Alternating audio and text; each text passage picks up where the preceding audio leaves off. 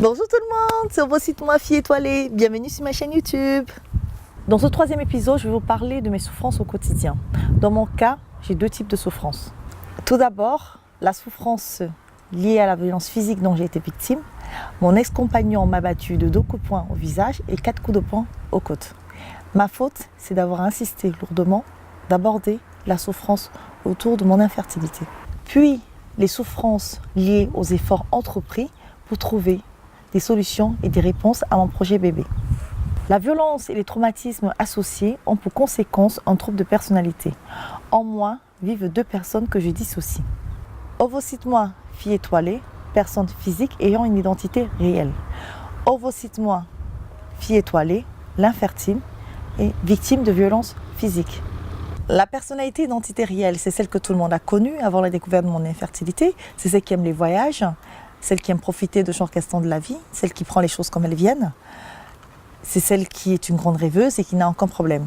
La personnalité infertile et victime de violences physiques, la personnalité identité réelle la considère comme une amie, celle qu'elle doit aider, qui en a vraiment besoin, celle qui est triste, avec beaucoup de colère en elle, et celle qui perd le goût des bonnes choses, et celle qui vit tous les effets néfastes de la maladie. J'avoue que parfois, ces 2 personnalités me jouent souvent des tours. Lors d'un dîner, une conversation entre amis, donc c'est la personnalité identité réelle qui est là pour s'amuser, échanger, rire, s'amuser, profiter du bon temps.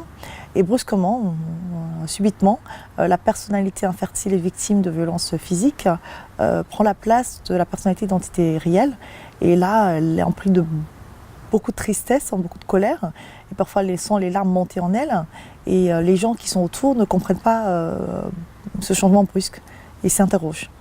Pour le docteur Muriel Salmona, psychiatre et psychothérapeute, la violence est un formidable instrument de soumission et de dissociation, particulièrement quand elle est terrorisante et qu'elle plonge la victime dans un scénario insensé.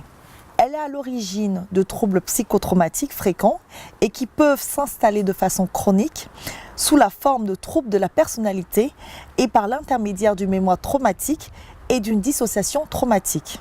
La mémoire traumatique des violences et dissociation vont coloniser les victimes et vont faire cohabiter chez elles plusieurs personnalités, jusqu'à parfois les exproprier d'elles-mêmes.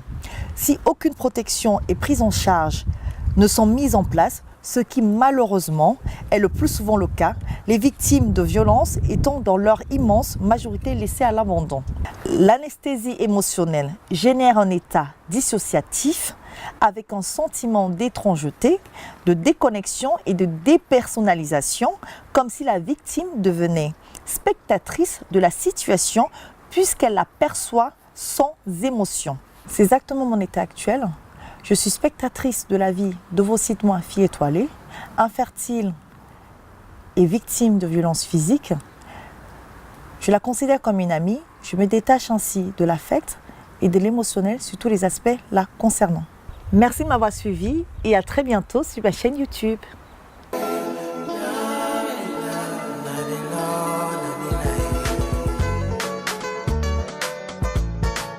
Pour plus de vidéos, abonnez-vous.